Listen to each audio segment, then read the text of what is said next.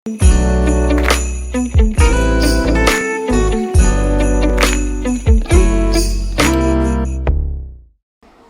toi tadi mai o tatou porkalame o le Krismasi lo ainga ia o le ua mai ia le ile pola le kalesia e fakasa mai fenga o le fenga o le alofa ia wa foi le la tou sao ia o la tou porkalame foi ia wa le fa wa wino le tatou porkalame ne fef se mau tanga se ia yo fa tunga ma vivinga ia me se foi o pespesenga o Christmas ia pe foi on mai mo fa fonga tatu tunu ile ta mo fainga le kalesia fa kasai fasto ia le sunga ia uta ma fatua ia ai mai so alo ma fa na le foi la tatu se mai ia se tatu vai ia pola fo ise sao ma se ta mo fainga le uta fa mai sunga fainga ia lo pin ma le fatua ia ma le kalesia fa kasai fenga pe on tau le sunga se ma ia o le umatu salau tu sawatu ile hol ale fenga ole lo fale kale sifa po tong ke sanu sa mo ye fenga ia walo la tu sao ole o na tu pe senga ale kale sifa ka sa ye fenga to mo li lengang fa after tele ne tatu pa ang lango ina ni fa mo e pe ona ele official om tai tu ina fa la fa po se ile TMO na tai lem tanga luengo puno ofa natura marsisio manga ia male pulengo lo la tu fa tontunga ia ta alongo pitpitinga ole Gambling Control Authority ia male soson mai ali UNDP ne ia tatu pa anga leia fai no soson mai fai na winatu le nepol kalame wale mai moanga me sol molio o ina o le Christmas mai moanga Samoa ia pena sa no le difano ia no mo tala mal sunga fa fenga ia nepo ia o lo tu fa tasi le au talvo me la ngasa ia me foi pes ia wa fa tino ino fa mo ia Samoa me la fa fonganga o le la se atu le o tape mai sunga fa fenga ia lo pene me fatua o la utalavo me la un sale kalesia e fa kasa ia fenga o walo la tu sao molecular masi lo wai smell mai o te fatalo fatu i le suafa o Yesu Keriso ni li o le Krismasi i pa i o la fa sausaunga Samoa mai o nao se o na iu mai se foi de fonga tapua i marsila mai moa le kalesia mai lawa i laulau o le fonotele laulau o komiti o le autoina sunga i te mafa atonu ma le autoina ma whapengainga ma wharitua i so se whatawhai taulanga ia mai se ai wa inga umalawa i Samoa ma tunu i whafo so se vaenga o ke lope e au iai le nei whaasara launga le Whakasa TV rana por kalame Krismasi lo ainga ta lofa lava o le nei po o le whaafonga mai moai sa o le kalesia e Whakasa mai whenga ma le tafa tolu ma le au whaipese ma le au talavou ma le au ngā sa wana whamana tuina o le soifua mai o le pepe fou ma o le anganga atoa o le tātou fia whaatasi ma whaasoa li tala le lei o le atua wa ia i tātou o le vaitau o le etiveni. Ua taunuu walo anga i le Mesia e o na taua i Isaia wa e whanau mai mo i tātou le tama fo ina mai mo i tātou le atalii e ilo na ua le malo e ingoa foi o ia o le sisiri ese o le whaipule o le atua malosi o le tamaa o le whaababau o le alii o le whiremu. O le tama o whanau mai mo i tātou ma le atalii mo lo ainga. Le ana whaali e le angelu i le pō i leo leo mamoe pe te le ema whauta o te au mai a te utolu tana le lei o le ori tele o mai no uma.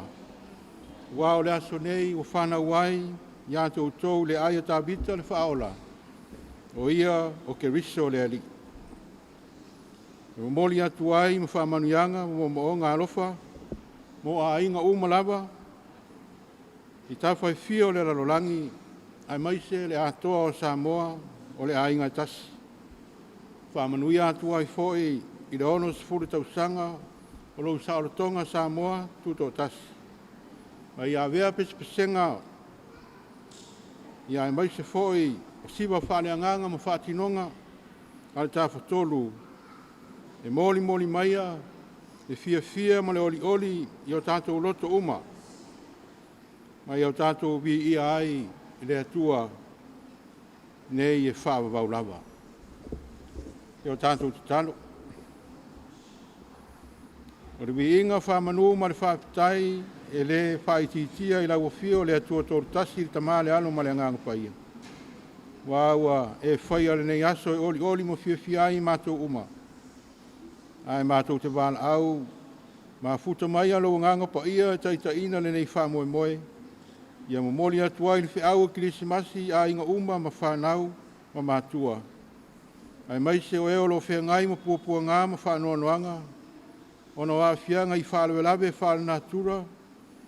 Whamai ma tautia, o onge, o taua ma misa ma ese a inga i atu nua ma malo.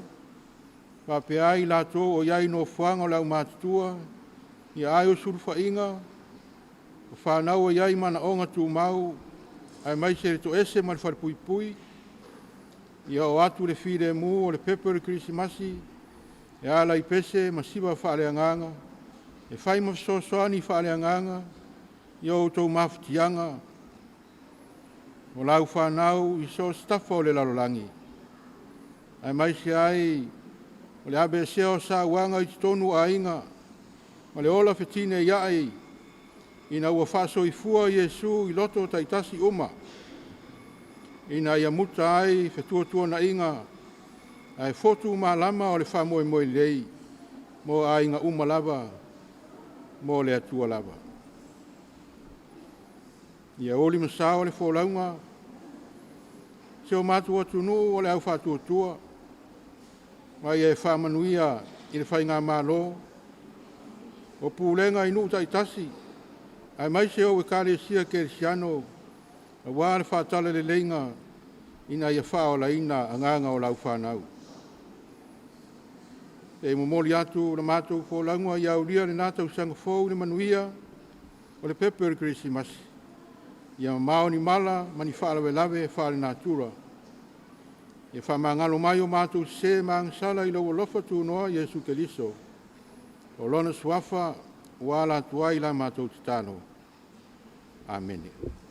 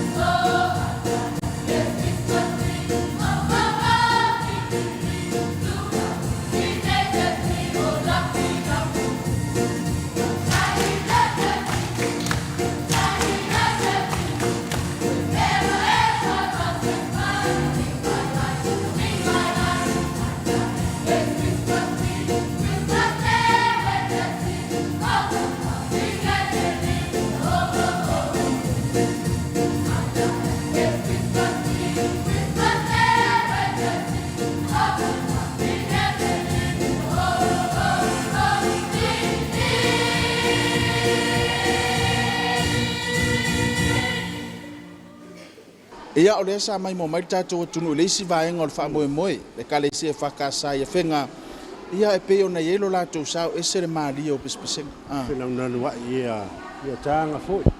Ia o alu mo whanau. Ale kare si FM. o le me matau le ese maui talu ona amata mai tatou po kalami le ele titi le tale ni pese le yalo ma whanau o le kalesia me so fai pese e tanga ese foi tau ma whainga au fai pese ia me se foi o fai a ongolo latou wa o ina pese ia me se o telo isi fatunga pi e whao ngai fati whao na pone le la o tanga ese ale me sili ona tau o upu ma fati o lo momoli mai ai le fiau ma le langona o Christmas salo le la faisin tatou malolongo pupu mo fasalanga ne tatou paanga totally mai fa wau le isi vaenga o le faafiafianga e mai se o pespesenga o Christmas ale kalesia fakasai FM